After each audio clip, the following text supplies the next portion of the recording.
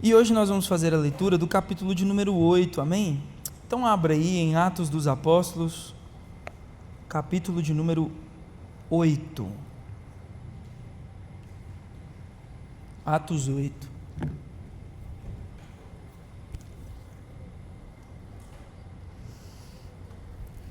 Para você que nos visita, a gente, nas nossas reuniões, nós temos passado por todos os livros do Novo Testamento, tá?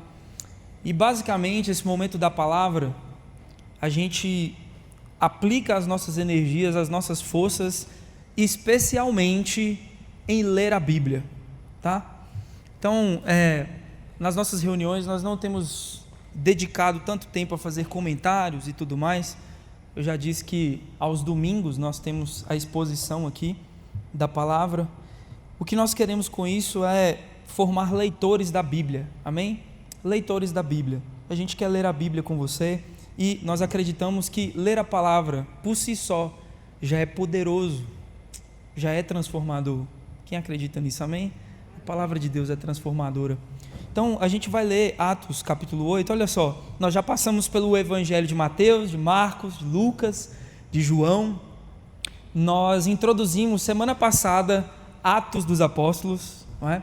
Falamos sobre a ascensão de Jesus e a chegada do Espírito Santo, o Espírito Santo sendo derramado como cumprimento da profecia de Joel sobre a igreja, e nós vimos o quanto isso é poderoso. Mas Atos é um livro assim muito importante, que tem várias nuances, e a gente não poderia deixar de falar em Atos dos Apóstolos ainda sobre a atuação da igreja, como a igreja se desenvolveu ao longo dos anos, especialmente o primeiro século, que Lucas, o autor aqui de Atos dos Apóstolos, ele vai trazer essa ênfase nos primeiros cristãos, como esses cristãos eles se desenvolveram, como eles se avançaram e cumpriram a missão de Jesus, alcançaram novas pessoas, e como o evangelho da graça e da salvação chegou a outros lugares. É isso que a gente vai ver no capítulo 8, e eu peço a sua atenção.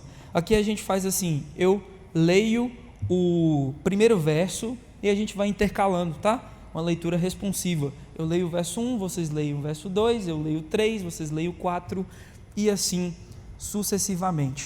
Para a leitura ficar bem harmonizada aí, nós temos a tradução que eu estou usando aqui hoje, de púlpito, ali projetada.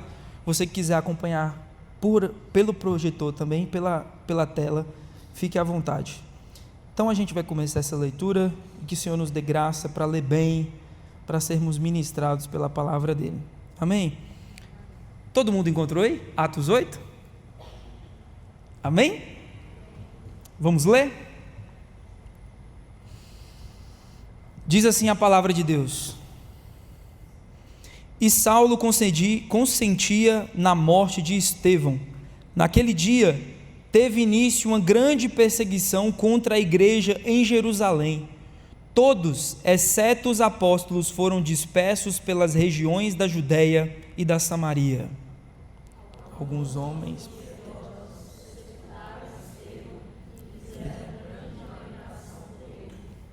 Saulo, porém, queria destruir a igreja. Indo de casa em casa, arrastava homens e mulheres, lançando-os na prisão. Dispersos, iam por toda parte, pregando a palavra. Filipe foi à cidade de Samaria e anunciava Cristo ao povo dali. As multidões unânimes davam atenção às coisas que Filipe dizia, ouvindo-as e vendo os sinais que ele... Por isso, os espíritos imundos, gritando em alta voz, saíam de muitos que estavam possuídos por eles, e muitos paralíticos e coxos foram curados. E houve grande... Havia naquela cidade um homem chamado Simão, que praticava artes mágicas e deixava o povo de Samaria admirado. Dizia ser alguém muito importante. E todos... Este homem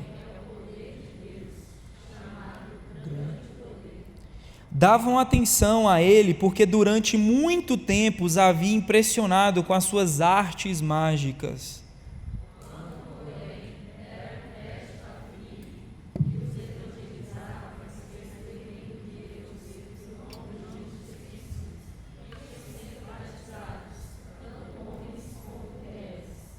O próprio Simão abraçou a fé e, tendo sido batizado, acompanhava Filipe de perto, observando extasiado os sinais e grandes milagres praticados.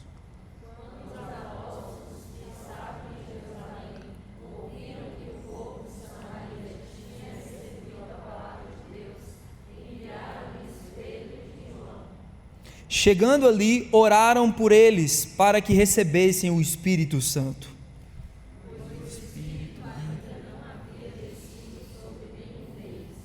Tinham apenas sido batizados em nome do Senhor. Então lhes impuseram as mãos e eles receberam o Espírito Santo. Quando Simão viu que Pedro era concedido o Espírito, ofereceu-lhes dinheiro, dizendo: deem também a mim este poder, para que a pessoa sobre a qual eu impuser as mãos receba o Espírito Santo. Mas Pedro,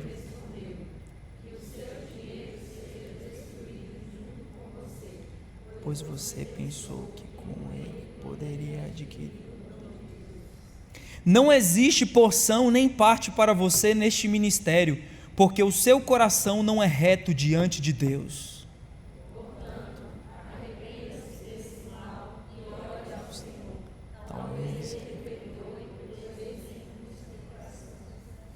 Pois vejo que você está cheio de inveja e preso em sua maldade. Simão disse aos apóstolos: peço que você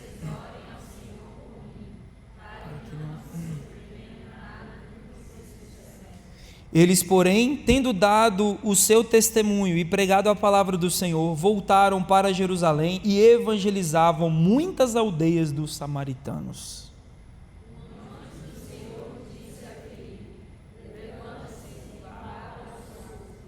No caminho que se Filipe se levantou e foi. Havia um etíope, eunuco alto-oficial de Candace, rainha dos etíopes, o qual era superintendente de todo o seu tesouro. Ele tinha vindo adorar em Jerusalém e estava regressando ao seu país. E assentado na sua carruagem, vinha lendo o profeta. Então o Espírito disse a Filipe: aproxime-se desta carruagem e acompanhe-a. Filipe ouviu que o homem estava lendo o profeta. E então perguntou: o Senhor entende o que está lendo? Ele respondeu: como poderei entender se ninguém me explicar? E convidou Filipe a subir e sentar-se ao seu lado.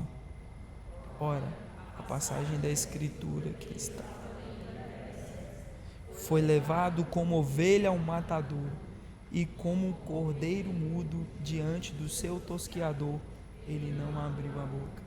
Na sua humilhação lhe negaram justiça. Quem poderá falar da sua descendência? Porque a vida dele é tirada da terra.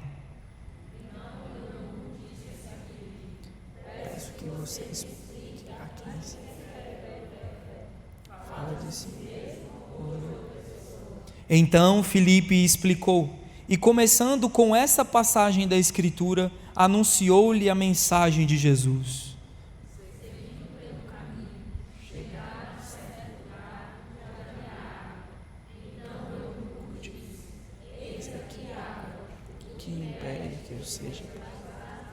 Filipe respondeu: é lícito se você crê de todo o coração. Então ele disse: creio que Jesus Cristo é o Filho de Deus. Então mandou.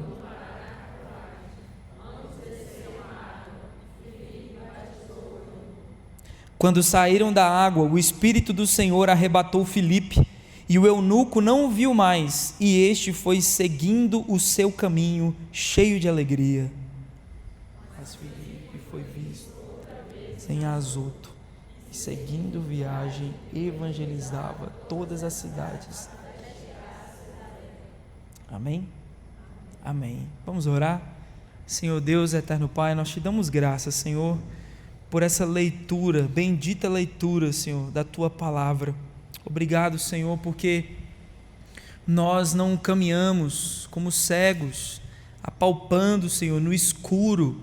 O Senhor se revelou a nós e nós podemos ver o Senhor através da Tua Palavra. O Senhor se mostrou, o Senhor disse quem o Senhor é e nós cremos no Senhor, ó Deus. Obrigado pelo privilégio, Senhor, de ler a Bíblia. Que todos os dias, Senhor, o Senhor venha cultivar em nós, Senhor, essa vontade, essa paixão pela Tua Palavra, Senhor. Nos transforma, Senhor, por essa palavra. Nós precisamos, Senhor. Dê, Senhor, a cada jovem aqui fome e sede pela Tua Palavra, Senhor. E transforma-nos, Senhor, pelo poder dessa palavra. Nos dê, Senhor, o entendimento da Tua Palavra. Nos dê, Senhor, graça para viver a Tua Palavra, Senhor. Essa é a nossa oração, no nome de Jesus. Amém e amém. Amém, irmãos. Glória a Deus. Eu queria fazer aqui alguns comentários breves e aplicações sobre esse capítulo que a gente acabou de ler, que são muito importantes para nós, para a nossa vida cristã. Semana passada a gente falou em Atos, capítulo 1 e 2, sobre a descida do Espírito Santo, e nós aprendemos que agora, nessa nova aliança, essa forma de Deus se relacionar com a humanidade através da obra de Cristo Jesus, todos aqueles que creem em Jesus passam a ser o quê? Templo do Espírito Santo. Amém? Quem crê em Jesus aqui de maneira autêntica, verdadeira, você é templo do Espírito Santo. O Espírito Santo habita em você e para sempre, viu? Para sempre você será habitação dele, você está selado com o Espírito Santo. E a gente vai ver, irmãos, que desde semana passada, quem recebe o Espírito Santo, o primeiro movimento que essa pessoa faz é de proclamar, de testemunhar sobre Jesus. Ou seja, para que o Espírito Santo foi dado? Para que nos é dado o poder através do Espírito Santo? Para sermos testemunhas fiéis de Jesus. Amém? Então, é muito bom, né? Quando a gente tem experiências com Deus e a gente tem experiências extraordinárias mesmo. A gente chora, a gente se quebranta, a gente sente um arrepio, talvez o Senhor fala com a gente através de visões, de sonhos, enfim. O Senhor, Ele age por meios extraordinários. Mas veja bem, irmãos, a ênfase, o porquê de nós termos o Espírito Santo e o poder de Deus é principalmente, especialmente, para testemunhar de quem Jesus é. Amém? Então, de modo assim, irmãos, que se nós testemunharmos, nós já estamos cumprindo aquilo que é central a respeito da vida do Espírito Santo em nossas vidas. A presença do Senhor, o poder de Deus nas nossas vidas nos leva a falar de Jesus e a testemunhar de Jesus. Essa é a maior marca, irmãos. Olha só, a maior marca de que alguém tem o Espírito Santo não é falar em línguas. A maior marca de que alguém tem o Espírito Santo é se essa pessoa dá um testemunho verdadeiro sobre Jesus. Tá? E aí a gente tem outras evidências, a gente tem evidências a respeito da obra do Espírito Santo na nossa vida, mas a maior delas, se a gente pode dizer, é o fruto do Espírito.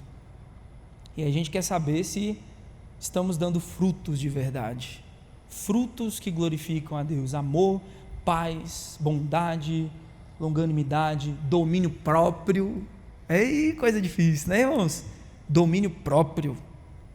Olha o interesse do Espírito Santo em gerar em nós domínio próprio. Então a gente vê vários gomos desse fruto especial que é dom de Deus, que tem que ser gerado em nós, e a gente precisa buscar por isso. No entanto, você vai perceber que logo após a descida do Espírito Santo, o apóstolo Pedro, ele faz uma pregação maravilhosa, uma pregação autêntica. Por que autêntica? Porque ela está ancorada naquilo que Deus quer. Olha só, o apóstolo Pedro, ele faz toda a exposição da Bíblia, do cumprimento da profecia, ele aponta o pecado, chama as pessoas para o arrependimento, ele oferece a graça de Deus quando diz que o Espírito Santo é também para essas pessoas e para os seus filhos e os filhos dos seus filhos. Ou seja, a gente tem uma pregação aqui autenticamente evangélica, tá? Pregação através da palavra, arrependimento e graça. E aí você vai ver que quase 3.000 pessoas se convertem. Já pensou, Gabriel? Você pregar e, meu Deus do céu, 3.000 pessoas é muita gente, não é? Você falar e na primeira pregação que você faz ali, aquela multidão se converte. Coisa maravilhosa. E diz que o povo caía na graça da cidade. Eles desfrutavam, irmãos, a princípio, de um certo tipo de liberdade. E a igreja crescia. A igreja vivia em comunhão, né, no partir do pão, na doutrina dos apóstolos, nas orações, encontrando no templo e de casa em casa. Mas toda essa paz, toda essa tranquilidade dura pouco tempo. A gente vai ver agora no capítulo 8, que a gente acabou de ler, que a perseguição ela começa. E aí a coisa fica difícil. A gente tem aqui, irmãos, no capítulo que nós acabamos de ler, Atos 8 acontece logo após a morte de Estevão. E aqui nós temos o primeiro mártir da igreja, Estevão, homem de Deus, apontado ali na lista de Atos como os diáconos, escolhidos pela igreja, porque dava bom testemunho, tinha boa reputação, era cheio do Espírito Santo e cheio de sabedoria para poder servir a igreja. Estevão está ali como um dos selecionados, Filipe também, mas a gente tem o primeiro mártir. E aí essa perseguição ela começa, a igreja, que até então estava concentrada em Jerusalém, agora ela enfrenta perseguição intensa. E com isso, irmãos, com essa perseguição, a gente tem aqui a figura de Saulo, não é? A gente poderia fazer até a parte 3 de Atos dos Apóstolos, porque, meu Deus do céu, passar por Atos e não falar de Paulo, o ministério apostólico, as viagens missionárias. Mas bem, Saulo ele aparece como agente, irmãos, ativo aqui de oposição, perseguindo e devastando a igreja. Ele tinha essa autorização para perseguir, entrar nas casas e prender cristãos. Mas veja bem, o que parece derrota aqui, isso é maravilhoso. O que parece derrota aqui nesse texto, na verdade é um avanço. É um avanço. Porque, irmãos, os discípulos agora, por causa da perseguição, eles são espalhados. Olha, parece que isso é terrível. Mas veja bem, enquanto eles são espalhados, por onde eles passam, eles anunciam o Evangelho. Que loucura, né? Isso é fidelidade a Deus. Estão sendo perseguidos e agora esse grupo que estava concentrado em Jerusalém agora está se dissipando, está se espalhando, mas olha que maravilha, por onde esse povo se espalha, esse povo prega o Evangelho. Por onde esse povo se espalha, esse povo dá testemunho de Jesus. E é nisso que se dá a missão, irmãos, porque veja bem, a perseguição ela não interrompe a missão da igreja, ela impulsiona a missão da igreja. Olha só, a perseguição não pode parar a igreja, irmãos. Não pode. Problemas, adversidades não podem parar o povo de Deus, muito pelo contrário. A gente continua, a gente avança. Talvez você se pergunte, nossa, agora que está em perseguição, acabou a história da igreja. Não, está só começando, irmãos. Aquele povo agora está rompendo Jerusalém, Judeia, e a gente vai ver, irmãos, que esse povo chega em Samaria. Qual era a promessa de Jesus? Vocês receberão poder ao descer sobre vocês o Espírito Santo, e vocês serão minhas testemunhas em Jerusalém, na Judeia, Samaria. Olha o Evangelho chegando em Samaria, não é? E até os confins da terra. Qual que é a prova de que o Evangelho chegou até os confins da terra? Montes Claros, olha, né? Olha Montes Claros aqui. Olha os mineiros, uai, falando de Jesus, não é isso? Isso é o cumprimento, irmãos. Isso, eu quero que você pense no poder que o Espírito Santo tem de levar essas testemunhas adiante, cumprindo o propósito de Deus, pregando o Evangelho. Isso é poder de Deus, irmãos. Quando a gente olha para a história e a gente vê esse monte de crente em Jesus espalhado pelo mundo, isso é o poder de Deus revelado na igreja, irmãos. É o poder de Deus, não foi pela nossa força, é o Espírito Santo que nos levou para esse lugar de pregação e de salvação.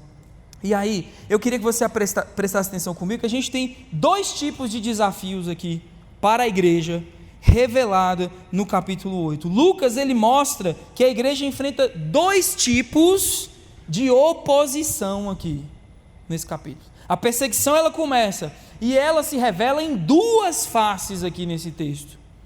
A primeira delas é a oposição externa, que é a perseguição. É o quê? É o problema, é a oposição que vem de fora. É lá de fora. A gente encontra aqui que Saulo, ele representa a hostilidade direta contra a fé dos cristãos. Ele está perseguindo. Ele tem poder legítimo para entrar nas casas, prender os cristãos, com violência, com pressão, com tentativa de silenciar a igreja. Então a gente tem aqui, em primeiro lugar, uma oposição externa. É um desafio externo. Mas veja bem, irmãos, o resultado é o oposto do esperado. É o oposto do esperado.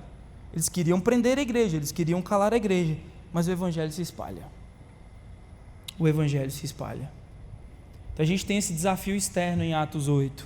Agora, em segundo lugar, porque eu disse que existem dois tipos de oposição, a segunda oposição contra a igreja que a gente encontra em Atos 8 é a oposição interna. Como se não bastasse, né, gente? Problemas lá fora, a gente tem que enfrentar problemas aqui dentro também. Oposições internas, com o que aqui? Distorção espiritual. Distorção espiritual. E aí, se lá fora tem Saulo, dentro da igreja tem Simão, o mágico, né, que impressionava aquele povo ali de Samaria com as suas mágicas, com seus encantamentos. E aí a gente tem Simão, o mágico, que aparentemente crê e é batizado. Interessante, né? Simão aparentemente crê no evangelho, é batizado até, tá? Ele é batizado, mas é um problema para a igreja. É nisso que se instaura aqui o problema dentro da igreja. Depois de aparentemente crer, depois de ser batizado, ele tenta o quê? Comprar o poder do Espírito. Irmãos, esse lance de religião e dinheiro é antigo, sim ou não? Antigo demais. Não é de hoje que as pessoas misturam as coisas, dinheiro e religião, e aqui eu estou falando em sentidos pejorativos, tá? Dinheiro, religião, a compra por graça, a compra por uma dádiva, a gente envolve isso, né? Na história da igreja medieval a gente encontra isso também, a aquisição de graça por meio de dinheiro, não é? A cada moedinha, a cada soar da moeda que cai no gasofilaço, uma alma sai do purgatório. Não é isso? Dinheiro, irmãos. Dinheiro envolvendo graça de Deus. E aqui é muito pesado, porque dinheiro aqui está envolvendo a pessoa do Espírito Santo, irmãos. Isso aqui é gravíssimo. Isso é terrível. Porque Simão está tentando comprar o Espírito Santo. Ele quer ter o mesmo poder dos apóstolos, para quando ele impor as mãos sobre as pessoas também receberem o Espírito Santo. E ele oferece dinheiro para isso. E aí, irmãos, ele quer usar Deus. Simão é essa pessoa. Ele quer usar Deus e não se submeter a Deus. É isso. Ele quer usar Deus. Ele não quer se submeter a Deus. Ele quer usar Deus. E aqui nós vemos algo perigoso, irmãos. Presta atenção nisso que eu vou dizer aqui agora. Nem toda aproximação da fé verdadeira significa conversão. Tem gente que é só simpatizante mesmo, tá?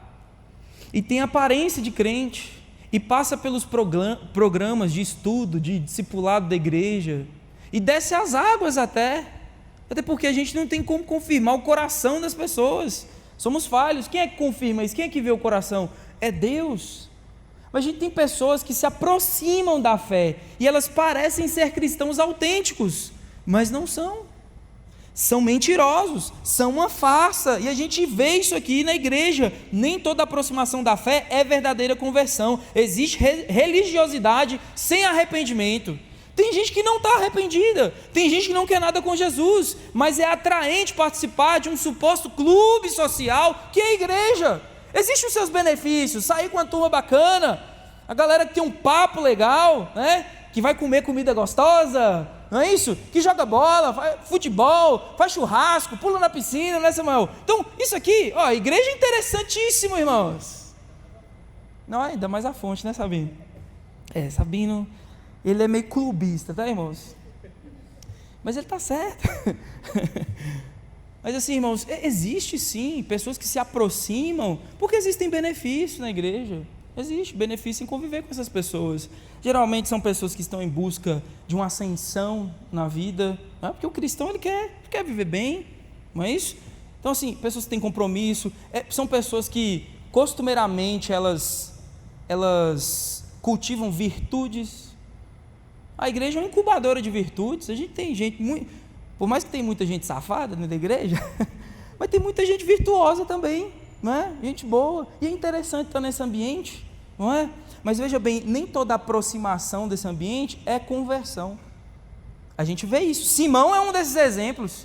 Ele diz que crê, ele batiza, ele começa a andar com os apóstolos, ele começa a andar com aquela gente, mas quando ele tem a primeira oportunidade, ele diz: olha, eu tenho tanto, me vende esse poder, para quando eu colocar minhas mãos sobre as pessoas, elas também receberem igual vocês. Eu tenho dinheiro, eu pago por isso. Isso te soa um absurdo? É um absurdo, não é, irmãos? E aí a gente tem essa oposição interna. Nós temos uma força que quer atrapalhar a igreja, que está do lado de fora, e a igreja ela tem que lutar contra essas forças, e não é por meio do ódio, não é por meio da guerra, não é por meio de armas, é por meio do Espírito Santo, é por meio do testemunho de Jesus. E de igual modo essa igreja também enfrenta dilemas internos, de pessoas de dentro que querem atrapalhar a obra de Deus. Mas no meio desse problema todo, no meio desse caos, surge uma pessoa, Filipe. Eu amo a pessoa de Filipe aqui nesse texto. Filipe, irmãos, ele é um modelo de fidelidade. No meio desse problema todo, no meio desse cenário surge Filipe, e nele nós vemos algo especial. O que tem de especial aqui em Filipe? Filipe, ele é guiado pelo Espírito Santo e é fiel em qualquer contexto. Em qualquer contexto. Filipe é fiel a Deus em qualquer contexto. E a gente tem ele em Samaria. Em Samaria existe um impacto coletivo. Para quem gosta de avivamento aí, não é? A gente ora por isso: Senhor, converte essa cidade, não é? Alcança Montes Claros. E a gente tem que orar por isso mesmo, porque do ponto de vista da soberania de Deus, Ele muitas vezes Ele quer salvar em massa. Isso nós temos na história dos avivamentos. Conversões que levariam 2 anos para acontecer, em 2 semanas acontecem. Isso é o quê? Obra soberana de Deus. Quando Deus quer salvar em massa e operar isso numa cidade em proporções grandes, Deus pode fazer. O que Ele tem que encontrar? Uma igreja que está orando, e que está na brecha, e que está disponível para viver isso. Por isso que a gente ora por avivamento. A gente não fabrica avivamento, mas a gente espera avivamento. Não tem como fabricar avivamento, mas a gente pode esperar por uma intervenção de Deus na nossa vida, e Ele mudar tudo de maneira profunda, impactar a nossa geração. A gente tem que esperar sobre isso. E aí, engraçado, irmãos, é isso que acontece em Samaria. É isso que acontece em Samaria. Filipe chega e o impacto é coletivo, irmãos. Filipe, ele prega em uma cidade inteira. Milagres acontecem, pessoas são libertas, e grande alegria possui aquela cidade. Olha que coisa maravilhosa. E aí a gente aprende que Deus trabalha em escala. Deus trabalha em grande quantidade. Deus trabalha em multidões. Quem acredita nisso? Que Deus trabalha em multidões. Deus trabalha em escalas. Deus trabalha de maneira grande. Até do ponto de vista numérico, multidões se rendendo a Deus. Eu acredito nisso. Deus, ele trabalha em escala. No entanto, a gente tem agora também um outro cenário que Filipe também está, que é no caminho deserto. Olha isso aqui, irmãos. Depois, e aqui é impressionante, porque às vezes a gente se prende muito a um lugar que está funcionando bem, um lugar que está indo bem. um lugar que o louvor está bom demais, a pregação é boa demais, o povo está se convertendo, está acontecendo curas, milagres, e no meio desse avivamento, irmãos, no meio da maior conferência evangélica que tinha acontecido em Samaria, a conferência dos samaritanos, olha só, a conferência de jovens samaritanos, no meio dessa conferência, desse avivamento acontecendo em Samaria, o Espírito Santo vai até Filipe e sai daí. Na verdade, o anjo aparece para Filipe, mas Deus está nisso tudo, é Deus indo até Filipe e dizendo: Filipe, sai desse lugar, sai desse lugar. Talvez muitos de nós, no lugar de Filipe, a gente diria para Deus: mas como assim, Deus? O negócio está acontecendo aqui, como é que eu vou sair daqui? Oxe, isso não é voz de Deus não, como é que sair daqui, da igreja fonte, esse povo bonito, louvor, palavra, para onde que é para ir, Senhor? Mas aquele lugar não tem nada. O que é que tem lá? Não tem onde cair morto, é um deserto. Pois Deus está chamando Filipe para sair desse lugar bom, confortável, de avivamento, de maravilhas, de sinais, para ir para uma estrada deserta, para alcançar agora não a escala, para alcançar uma pessoa. Uma pessoa. Olha, irmãos, depois o Espírito Santo direciona para um caminho deserto, Filipe, ali ele encontra apenas um homem, o eunuco etíope. E aí, irmãos, humanamente parece pouco. Senhor, o Senhor me tirou de um estádio para vir aqui falar com uma pessoa? É isso mesmo, Deus? Irmãos, humanamente parece pouco, mas Filipe obedece. Filipe, ele é obediente, ele explica as Escrituras, ele apresenta Cristo, e aquele homem crê, ele crê e é batizado. E aí, irmãos, a gente vê que Deus trabalha no indivíduo também. Talvez são essas tônicas que a gente tem no capítulo 8, Deus trabalha em escala, mas Deus trabalha com uma pessoa só também. Deus é Deus de um povo, mas Ele também é Deus de uma pessoa só. Deus é Deus de multidões, mas Ele é meu Deus também. Deus é Deus da igreja, mas Deus é o seu Deus. Deus é o Deus da igreja fonte, mas Deus é Deus de Ulisses. Deus é Deus de Sabino. Deus é Deus de Gabriel. E aqui a gente vê o valor do indivíduo, irmãos. Deixa eu dizer uma coisa, por mais que você esteja no meio de uma multidão, Deus te vê. Por mais que você esteja no meio de um monte de gente, várias pessoas, não se esqueça disso. Deus sabe o seu nome, Deus conhece a sua história e Ele te ama, Ele sabe. Deus é aquele capaz, irmãos, olha só, vamos lá, estamos no estádio de futebol, você olha para aquela massa cinzenta, essa massa não tem nome, ela é uma torcida de um time, você consegue identificar alguma pessoa? Deus é capaz de olhar para essa massa cinzenta e dizer: Melissa.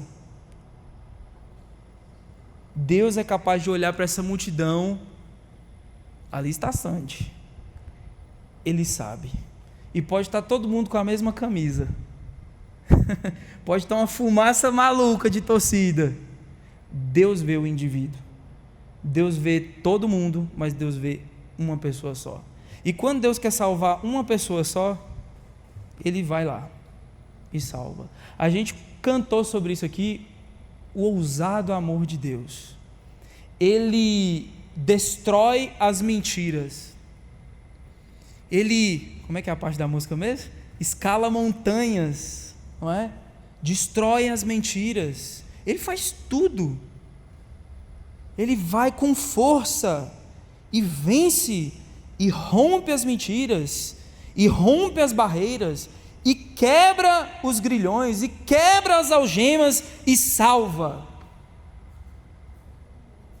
com uma pessoa só, talvez seja o testemunho de alguém aqui, o dia que Deus te salvou, você estava sozinho, talvez foi assim com você, talvez o dia que você foi salvo por Deus, você estava na igreja, aquele monte de gente, ou estava na rua, no evangelismo, aquele monte de gente, mas talvez seu testemunho é de uma pessoa que foi salva por Deus, no quarto, não tinha ninguém ali, aí você se lembrou do evangelho, você foi tocado pelo Senhor, e você foi salvo. Deus salva multidões, mas Deus salva uma pessoa só. Deus salva uma pessoa só. Lindo isso, né? Isso é bonito demais, isso é maravilhoso. E aí, irmãos, a gente encontra a lógica do reino. Eu quero que você entenda isso. Atos 8 nos ensina algo poderoso. Deus não está limitado a contextos. Deus não está limitado a contextos. Ele só age ali. Ele só age naquela cidade. Ele só age naquele grupo. Não, Deus não se limita a contextos. Ele age na multidão, mas Ele age também no indivíduo. Ele age na cidade, mas Ele age no deserto. O mesmo Espírito que move grandes movimentos é o que conduz encontros pessoais também. O mesmo Espírito que conduz grandes movimentos é o mesmo Espírito que vai lá e salva um adolescente no quarto, pensando na morte. É o mesmo Deus que vai lá e encontra uma pessoa só. Isso é maravilhoso. E eu queria finalizar, irmãos, com algumas aplicações pastorais diante desse capítulo que a gente acabou de ler. A primeira delas é que o Evangelho avança mesmo sob pressão. Tá? Eu sei que tem muita gente desesperada aí e, por vezes, envolvida com teorias da conspiração e tudo mais. O mundo amanhã, oh meu Deus, vai tudo desabar, vai ser uma loucura e tal. Irmãos, deixa eu dizer uma coisa, pode piorar? Vamos lá, uma pergunta honesta aqui para você. Pode piorar a situação? Pode, mas tem uma certeza sobre isso. O Evangelho vai continuar avançando. Vai continuar avançando, irmãos. Vai continuar. Pode ficar mais difícil ainda esse ano, ano que vem? Pode. Assim como pode ficar melhor também. Não acredito nisso. A gente tem que considerar, a gente tem que ser maduro, entender, olha, pode melhorar. E eu quero que melhore. Eu quero muito que melhore. Se melhorar vai ser bom demais. Mas se piorar, o Evangelho vai continuar avançando. Vai continuar avançando, irmãos. A gente não pode parar. Não podemos parar de seguir a Cristo. Entende isso? Então, o Evangelho ele avança mesmo sob pressão. Perseguição não impede a obra de Deus, irmãos. Não impede. Se necessário, Deus usa até a oposição para cumprir sua missão. Olha que interessante isso. Deus tem os seus meios, irmãos, e Deus consegue converter, porque Ele é poderoso, Ele é soberano, até o mal em bem. Uma coisa que aos nossos olhos parecia terrível, Deus pode trazer daquilo algo produtivo e benéfico. Coisa maravilhosa, não é isso? É um mistério, né, irmãos? Porque na teologia de Paulo, ele entende que o sofrimento nos aperfeiçoa. E a gente sofre, a gente persevera. A gente sofre e a gente persevera. Quando a gente vê, a gente não é mais o mesmo, a gente é parecido com Jesus. Deus usa do sofrimento como ferramenta para aperfeiçoar as nossas vidas. Que loucura! E aí, até quem tenta nos matar, na verdade, nos melhora. Porque trabalha para Deus. Trabalha para Deus. Tudo coopera, irmãos.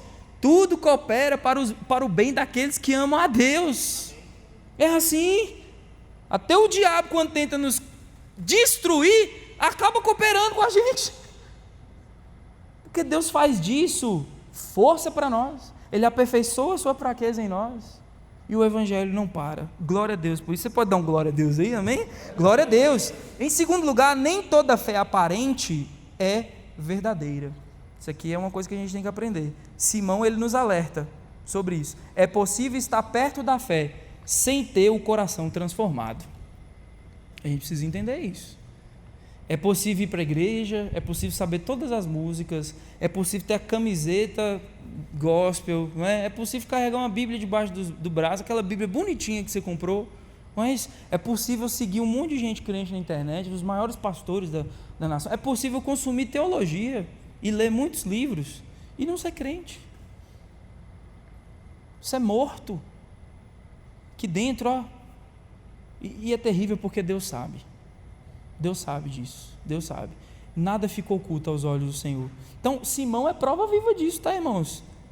Ele aproxima da fé, mas não é transformado. Ele não é crente de verdade, não. Ele não nasceu de novo. Não nasceu de novo. Deus não pode ser manipulado, irmãos. É assim, pode enganar o pastor, pode enganar você, pode, mas Deus sabe. Eu preguei sobre isso domingo. Deus conhece o coração. Deus sabe. Deus olha para a igreja, Ele sabe quem é trigo, mas Ele sabe quem é joio. Deus olha para a igreja e Ele sabe quem é a ovelha que está ali, mas Ele sabe quem são os bodes. Não é isso? Simão era um desses. A gente tem que ficar atento. Em terceiro lugar, fidelidade não depende do tamanho do público. É uma outra aplicação aqui, irmãos. Filipe pregou para multidões, amém? Quem quer pregar para multidões aqui? Oh, glória! Que bem, não ouvi um amém, Karen? Amém, irmãos, amém. Ué, se Deus quiser levar a gente para falar para multidões, e aí? Você vai falar. Você vai falar. É lógico, a gente tem que falar, né, irmãos? Eu não sei falar, pois vai ser do jeito que você souber. Deus vai te usar, amém? Deus coloca as palavras na sua boca e dá um jeito, você vai conseguir testemunhar. Mas se Deus quer que você testemunhe para uma multidão, vai ser assim, amém. Filipe pregou para multidões, mas ele também prega para uma única pessoa. Fidelidade não depende do tamanho do público. No reino, irmãos, sucesso não é número, tá? No reino de Deus, sucesso não é número. O que é sucesso no reino de Deus? Obediência. Obediência. Que é um cristão bem sucedido no reino de Deus? Não olhe para números, olhe para a obediência dele. Olhe para a obediência dele. Tem cristãos falsos falando para multidões, enquanto tem cristãos verdadeiros autênticos nas zonas rurais, fazendo igreja debaixo de um pé de manga, pregando o evangelho para gente simples. Eu te pergunto, Deus está onde? Deus está debaixo do pé de manga, irmãos. É isso. Deus está debaixo do pé de manga. Então, não é por número, irmãos. Não é por número.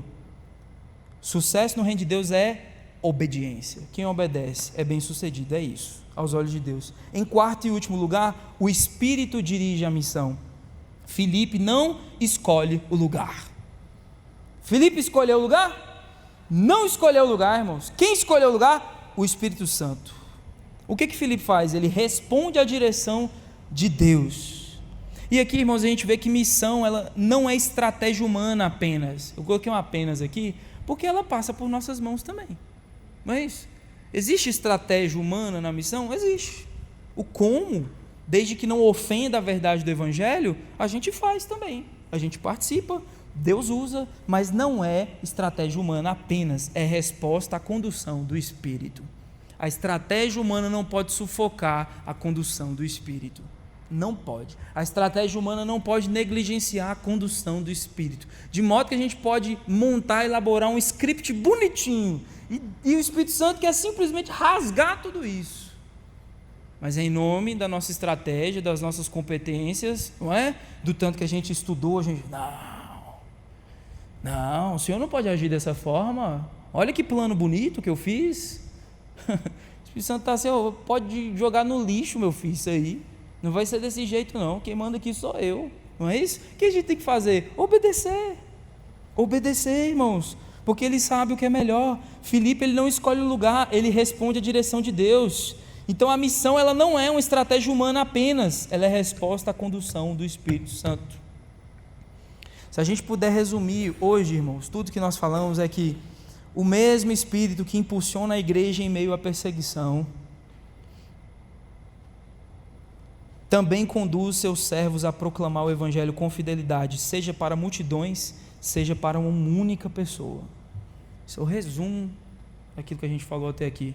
Olha só, o mesmo Espírito que impulsiona a igreja em meio à perseguição, talvez você está sofrendo perseguição, talvez você está diante de dificuldades, talvez você está diante de gigantes muito maiores que você, o seu problema pode ser muito maior, mas o Espírito Santo, ele te conduz a viver fielmente, ele te sustenta. Você vai até o fim, você vai prevalecer, no nome de Jesus. Esse Espírito que impulsiona a igreja em meio à perseguição, também conduz seus servos a proclamar o Evangelho com fidelidade, seja para muitas pessoas, seja para uma pessoa. E eu quero mesmo te encorajar hoje aqui. Talvez você não fala para multidões, talvez você não fala para uma massa. Eu queria te encorajar, meu irmão, minha irmã, a falar para uma pessoa. Eu queria te encorajar aqui nessa noite a cuidar de uma pessoa. Eu queria te encorajar a se dedicar a uma pessoa. Talvez você está pensando, meu Deus do céu, ministério frutífero é do pastor Pedro, que está pregando domingo lá, a igreja cheia de pessoas e tudo mais. O que Deus quer comigo? Meu irmão, Deus é Deus de um povo, mas Deus é Deus de uma pessoa só. E há tempos, talvez, Deus está te conduzindo a ir até alguém, a falar com alguém, a discipular alguém, a cuidar de alguém, a falar de Jesus, a orar com alguém. Isso também é ministério. Isso é ministério digno. Isso é um ministério fiel a Deus. Eu quero te encorajar, vá. Talvez é seu pai, talvez é sua mãe, talvez é seu irmão, talvez é um amigo, colega de trabalho, não sei. Mas obedeça o Espírito Santo. Obedeça o Espírito Santo. Fale de Jesus. Ame aquela pessoa. Ore por ela. Dedique a sua energia, as suas forças. Ah, pastor, vai ser difícil. É difícil mesmo. Vai custar muito, vai custar o seu dinheiro, tá? Vai custar o seu dinheiro. Vai, porque você vai ter que investir. É um Uber que você pega, é um café que você paga, é um presente que você dá. Não é isso? Sim, mas principalmente o nosso amor, o nosso coração. Não é isso? Atenção. Dedicar atenção, dedicar cuidados. Deus te chamou para isso. Como é que o reino avança? É quando a gente fala com multidões, mas é também quando a gente fala com uma pessoa só. O reino avança. O evangelho avança. Amém? E eu queria te convidar para orar nesse momento, para que o Senhor nos dê um coração como o de Filipe. Vamos colocar de pé. Nossa oração é que o Senhor nos dê um coração como o de Filipe, sensível à voz dele, fiel em qualquer cenário e disposto a testemunhar, não importa o tamanho da missão. Amém, irmãos? Que o Senhor nos leve para esse lugar de avanço no reino de Deus. A gente vai dedicar uns minutinhos aqui para orar, nós vamos cantar também, mas queria que você, de fato, dedicasse o seu coração, a sua fé nesse momento. Amém? Vamos orar? Em nome de Jesus.